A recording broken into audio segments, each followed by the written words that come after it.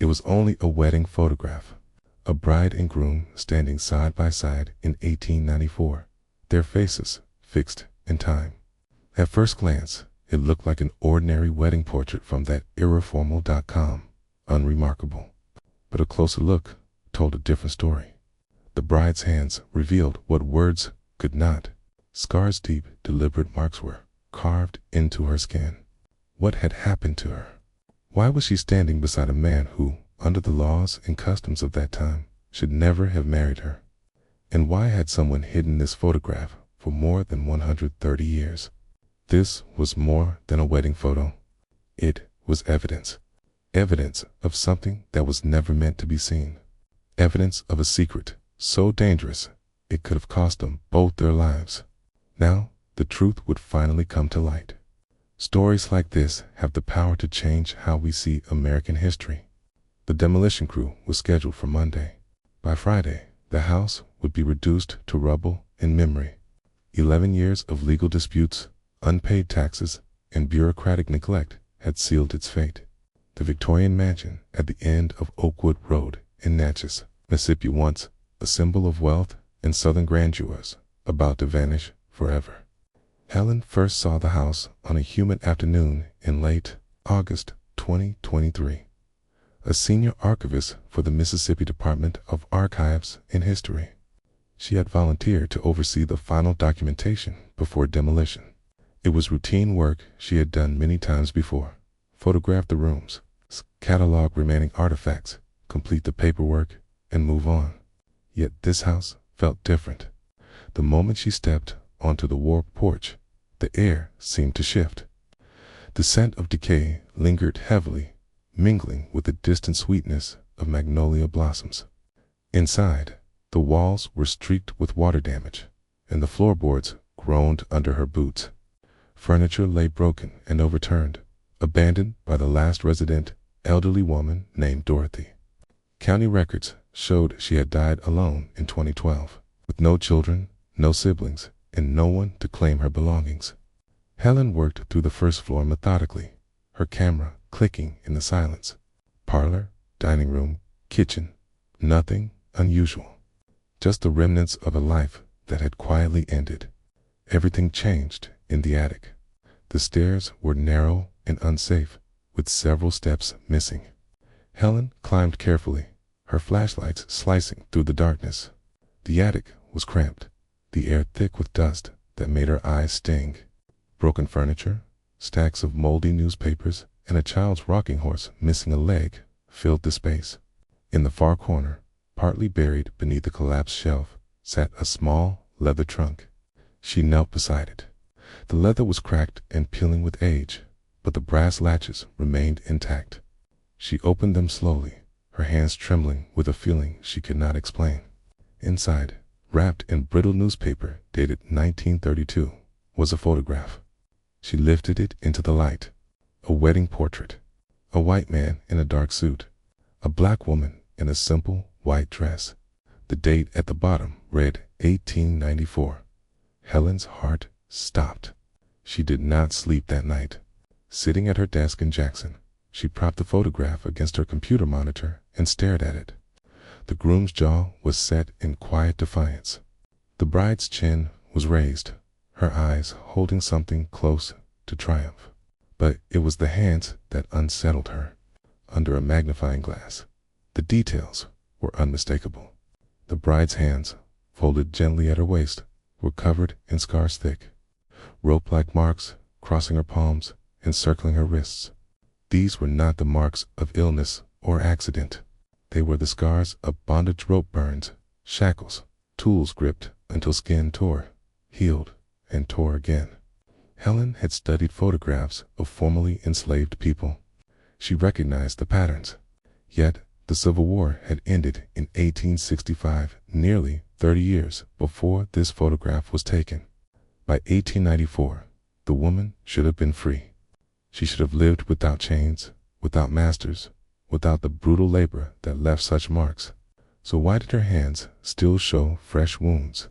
The next morning, Helen contacted James, historian at Howard University, who specialized in post-Reconstruction Southern history. She sent him high-resolution scans of the photograph and waited. His reply arrived within 2 hours. "Where did you find this?" She explained the abandoned house, the leather trunk, the newspaper dated 1932. "Helen," James said carefully, "I think I know what we're looking at. Those scars match something known as debt peonage. After the war, many plantation owners used legal tactics to keep black workers tied to their land.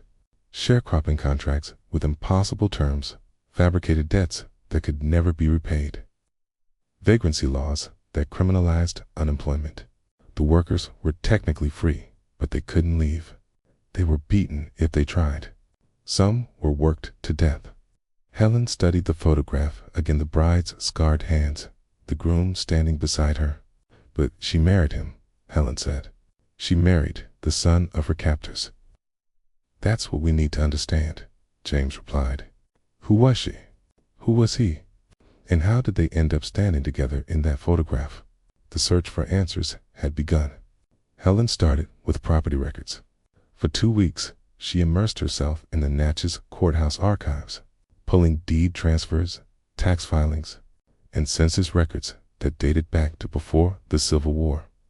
The Victorian house on Oakwood Road was built in 1887 by a family that had moved from Virginia after the war.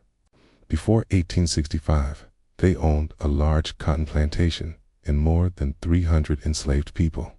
After emancipation, they sold their land in Virginia, relocated to Mississippi, bought new property, and rebuilt their wealth through SHARECROPPING. The patriarch, Cornelius, was strict and controlled the operation firmly. His 3 sons handled daily management, collecting debts, enforcing contracts, and ensuring that workers living on the land could not leave. In the 1870 census, Helen found workers listed on the property. Among them was a 12-year-old girl named Eliza, recorded as colored and employed as a domestic worker. By 1880, Eliza was still there, now 22, still labeled a servant, still tied to the same family that had once owned her ancestors. But in the 1900 census, things had changed. Eliza was no longer listed as a servant. She appeared as Thomas's wife, the youngest son of Cornelius. They had 2 children, Samuel and Grace, both recorded as mulatto. Helen felt her pulse quicken. The bride in the photograph was Eliza. The groom was Thomas. Somehow, against all odds, they had married and built a family. They had defied the laws and customs that should have destroyed them. Yet the 1900 census came 6 years after the wedding photo. What happened during that time? How did their union survive in a system built to crush it? Helen searched for the family's private papers. Records showed the documents had been donated to the Natchez Historical Society in 1978 by a distant relative who wanted no connection to the family's past. The files had remained in storage for decades, untouched and uncatalogued. She called the society that afternoon. It operated from a converted antebellum home on Pearl Street. Shelves lined the rooms, filled with aging documents and forgotten artifacts. The curator, an elderly man named Walter, led Helen to a basement storage room where 12 cardboard boxes were stacked. "Nobody has touched these in 40 years, Walter said. "Good luck." Helen began examining the contents. The boxes held a mix of personal letters, legal records, receipts, and photographs.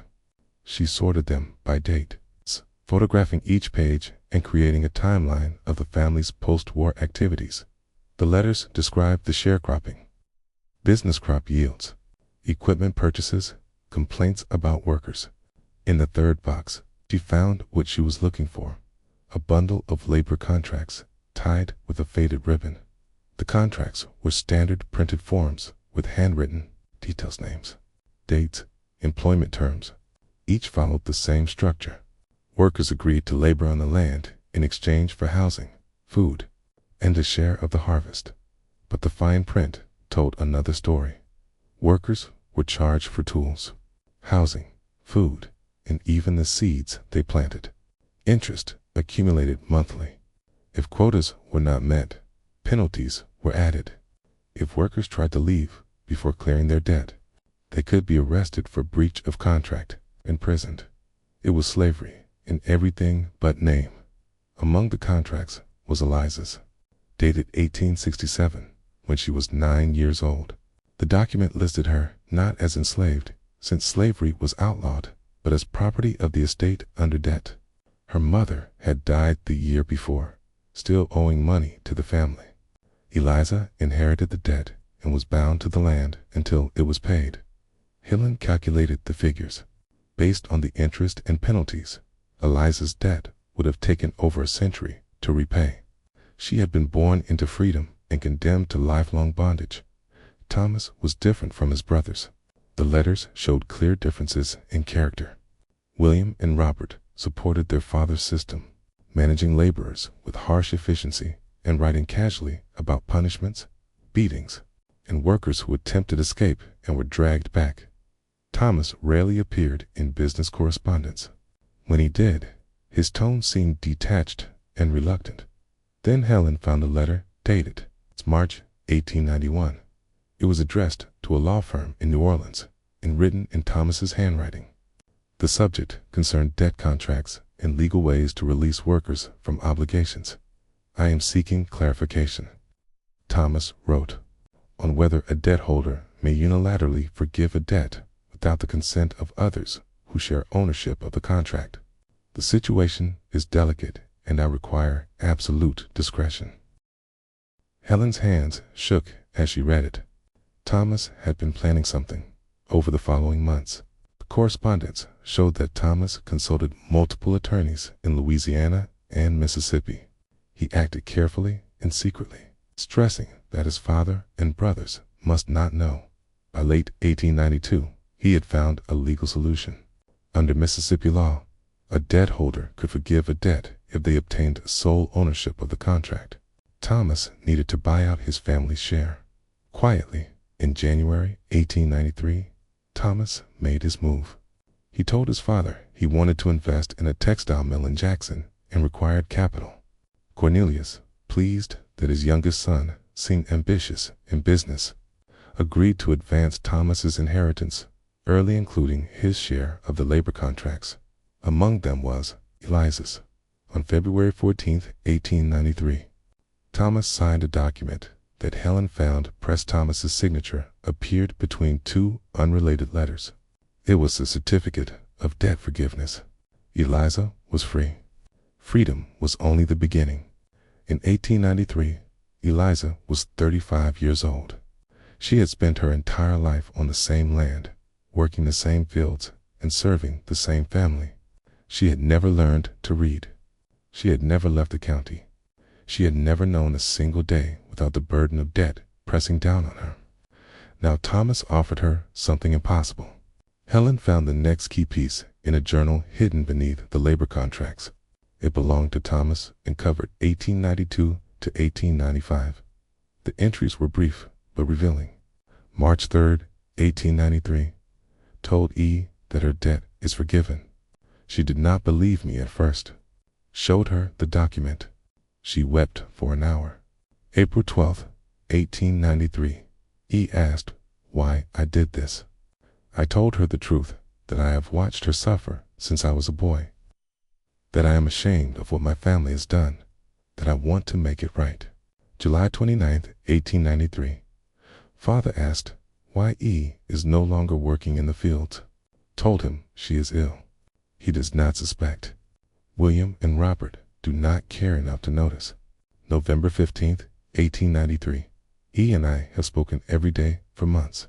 I did not expect this.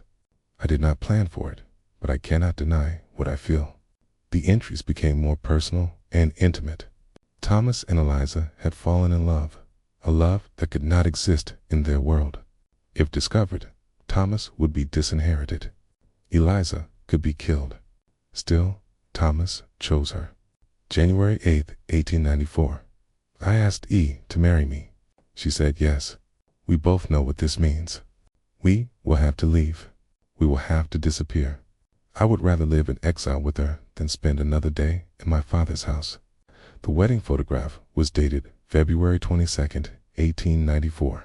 They married in secret, somewhere beyond the reach of Thomas's family, then vanished. Helen had once assumed that interracial marriage in 1894 Mississippi was impossible. The state's anti-miscegenation laws were strict, with penalties of up to 10 years in prison for both parties. Ministers could be fined and jailed for performing such ceremonies. Witnesses who failed to report them could face charges. So how did Thomas and Eliza marry? The answer came from an unexpected source. While researching, Helen contacted descendants of the local black community, hoping for oral histories that mentioned Eliza. A retired school teacher named Cora responded with new information. My grandmother told stories about a woman named Eliza who escaped a plantation nearby, Cora said. She said a white man who loved her helped her. They went north to Illinois, where they could marry legally. Helen checked the records. In 1894, Illinois was among the few states that did not ban interracial marriage. Traveling from Natchez to Illinois would have taken several days by train through regions where discovery meant danger. But they had made the journey. Helen contacted the Cook County Archives in Chicago and requested marriage records from February 1894. 3 weeks later, she received a digitized marriage certificate. Thomas and Eliza were married on February 22, 1894 in Chicago, Illinois. The ceremony was performed by a minister named Reverend Abraham, who served the city's black community. The wedding photograph had been taken that same day. They had traveled more than 700 miles to find legal recognition for their union, risking imprisonment, violence, and death for a single document that declared them husband and wife. But what happened after? Thomas and Eliza did not stay in Mississippi. The 1900 census showed them living in Adams County with 2 children. Yet, how had they returned? The answer was found in the final pages of Thomas's journal. After the wedding, they settled in Chicago. Thomas worked as a bookkeeper. Eliza took in laundry.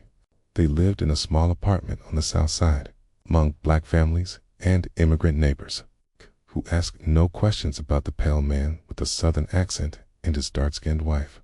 For 3 years, they lived in peace. In 1897, news reached Thomas that his father had died of a stroke. Cornelius passed away, never knowing the truth about his youngest son. William inherited the estate. Robert moved to Texas. Thomas saw an opening. He wrote to William, saying he had been living in Chicago for business and wished to return home. He made no mention of Eliza or their marriage. William, who had never been close to Thomas, agreed to sell him a small parcel of land on the outskirts of the old property, the same Victorian house where Helen would discover the photograph more than a century later. Thomas and Eliza moved back to Mississippi in 1898. It was a calculated risk. They lived quietly and avoided contact with Thomas's remaining family. The local black community accepted Eliza, but silence was necessary for survival, as one of their own. The white community assumed Thomas was a reclusive bachelor with unusual household arrangements. Their children, Samuel and Grace, were raised in isolation, educated at home, and protected from a world that would never accept them. The photograph stayed hidden in the leather trunk Eliza kept beneath her bed. It was their secret, their proof, their promise. But nothing fragile lasts forever. In 1904, a local newspaper published an article demanding stricter enforcement of miscegenation laws and condemning race mixing. The article listed suspected violators in the area. Thomas and Eliza were not named, yet the warning was clear. That same year, B.M. Thomas's brother visited unexpectedly. Helen found a record of the encounter in Thomas's journal. It was the final entry before the pages stopped. October 17, 1904. William came today. He knows. Someone told him about Eliza and the children. He stood on my porch and called me a disgrace. He gave me 48 hours to send him away, or he would report us to the sheriff. Thomas did not obey. Instead, he gathered documents that exposed his family's crimes, labor contracts, debt records, and proof of beatings and illegal imprisonment. He wrote to a sympathetic newspaper editor in New Orleans, describing the system of debt peonage that had trapped black workers for decades after emancipation. He sent the letter on October 19, 1904. The reaction was swift. Federal investigators, who had already been building cases against debt peonage operations across the South, moved into Adams County. William was arrested. The family's remaining property was seized. Workers who had been trapped on the land 4 generations were finally free. Thomas was never charged. His cooperation protected him and his family from prosecution, but it came at a cost. White society rejected him. His name vanished from local records. His role in exposing the system was buried and forgotten. He did not care. In his final letter to the New Orleans editor, Thomas wrote, "I have spent my life trying to repair what my family destroyed. I do not expect forgiveness. I only hope my children will live in a world where love is not a crime." Helen completed her research in spring 2024 after 8 months of tracing Thomas and Eliza through archives, census data, journals, and oral histories. What emerged was a record of extraordinary courage. Thomas died in 1923 at age 67. Eliza lived until 1935. They were buried side by side in a small cemetery outside Natchez. Their graves were unmarked except for 2 simple stones bearing their first names. Samuel and Grace lived quiet lives. Samuel became a carpenter. Grace worked as a seamstress. Neither married. Neither spoke publicly about their parents' history. The photograph remained in the leather trunk, passed down through generations until it reached Dorothy, Thomas, and Eliza's great-granddaughter, who kept it hidden until her death. Helen understood why. For more than a century, their story had been too dangerous to tell. It challenged comforting myths about the end of slavery. It exposed the reality of debt peonage. It proved love could exist across the color line, even when laws and customs tried to make it impossible. Finally, a story could be shared. Helen published her findings in a historical journal that fall. National media picked it up. Historians and genealogists began searching for other hidden marriages, other forgotten photographs, and other erased stories of resistance and love. Cora, a retired teacher who had shared her grandmother's memory, traveled to Natchez to visit Thomas and Eliza's graves. She brought flowers and a copy of the wedding photograph, placing it against the stones. "You deserved better," she said quietly, "but you made your own kind of justice." The scars on Eliza's hands showed her suffering, but the photograph told a different story: survival, defiance, and a love that refused to disappear. And now the world would finally know.